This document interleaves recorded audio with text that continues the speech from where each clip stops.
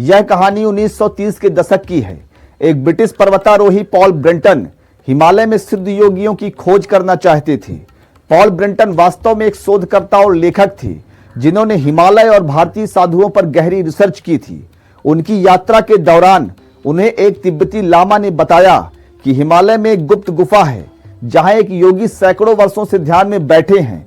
Paul Brenton को यह बात अजीब लगी, लेकिन उन्होंने हिमालय की यात्रा जारी रखी। कई हफ्तों के कठिन सफर के बाद वे एक गहरी गुफा तक पहुंचे। अंदर जाकर उन्होंने जो देखा वह चौंकाने वाला था। एक वृद्ध योगी ध्यान में बैठे थे, लेकिन जब उन्होंने पास जाकर देखा तो योगी की त्वचा झुर्रियों से भरी थी। फिर भी उनका शरीर किसी युवा व्यक्ति के जैसे लग रहा था।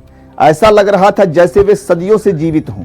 ब्रेंटन ने उनसे बात करने की कोशिश की, लेकिन योगी ने सिर्फ हल्की सी मुस्कान दी और अपनी आंखें बंद कर ली। स्थानीय साधुओं का मानना था यह योगी पिछले 300 वर्षों से ध्यान में बैठे थे और बहुत कम लोगों ने ही उनके दर्शन किए थे। लेकिन क्या यह वास्तव में संभव था?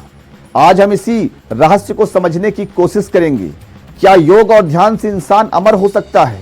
क्या सच में हिमालय में ऐसे योगी जीवित हैं? और क्या विज्ञान इस रहस्य को सुलझा सकता है? क्या आप जानते हैं कि हमारे आसपास एक ऐसी दुनिया मौजूद हो सकती है जिसके बारे में किसी को कुछ नहीं पता? ऐसी दुनिया जहां कुछ लोग सदियों से बिना भोजन और पानी के जीवित रह रहे हैं। आपने सुना होगा कि हिमालय में कुछ गुप्त योगी रहते हैं जो सैकड़ों वर्षों से अमर हैं। लेकिन क्या यह सिर्फ एक मिथक है या फिर इसके पीछे कोई वैज्ञानिक तर्क भी है?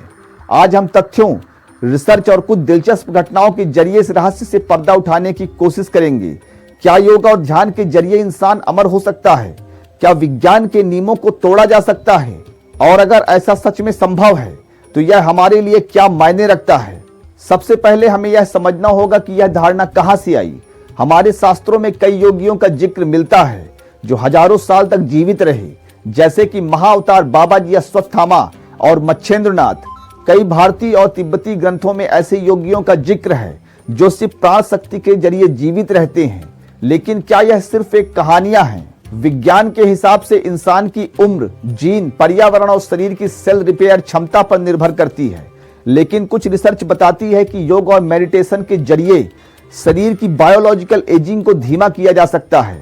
2017 में हार्वर्ड यूनिवर्सिटी ने एक स्टडी की थी जिसमें पाया गया कि कुछ विशेष प्रकार के मेडिटेशन करने से शरीर की कोशिकाएं ज्यादा समय तक जीवित रह सकती हैं। क्या यह वही प्रक्रिया है जिससे कुछ योगी सैकड़ों वर्ष तक जीवित रहते हैं? 1950 के दशक में एक ब्रिटिश पर्वतारोही की रिपोर्ट है। उसने दावा किया कि हिमालय की गुफा में उसने एक साधु को ध्यान में बैठे देखा, लेकिन जब उसने 2 साल बाद वहां जाकर देखा तो साधु उसी अवस्था में थे।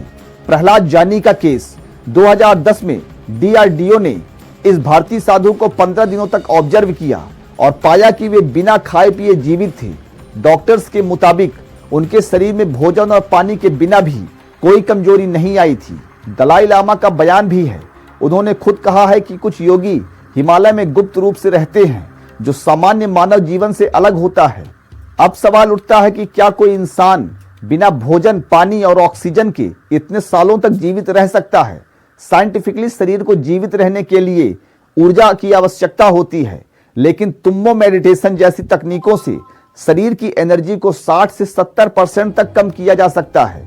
नासा और इंडियन डिफेंस स्टडीज ने योग और मेडिटेशन पर रिसर्च की है, जिससे पता चला कि साधना करने वाले लोगों का मेटाबॉलिज्म धीमा हो सकता है। इसका मतलब यह है कि अगर कोई योगी सही तकनीकों का इस्तेमाल करे तो उसकी उम्र सामान्य से काफी ज्यादा हो सकती है। क्या आज भी कोई अमर योगी जीवित है? महाअवतार बाबा जी के बारे में कहा जाता है कि वे हजारों वर्षों से जीवित हैं और कुछ साधुकों को दर्शन भी देते हैं।